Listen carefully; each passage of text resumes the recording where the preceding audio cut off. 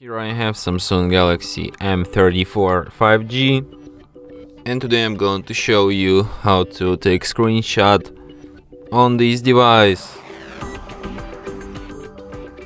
To do this, all you need to do is to just press combination of keys power key plus volume down at the same time like this, and the screenshot will be taken. So let me show you once again: power key, volume down, and we got it. So one last time, volume down, power key at the same time, and we got this screenshot.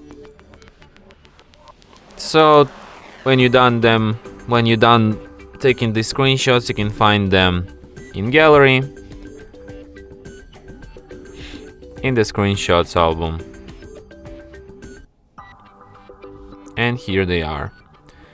And from here you can edit, favorite, share, delete them, and perform other actions from this list. And that's it. Thanks for watching.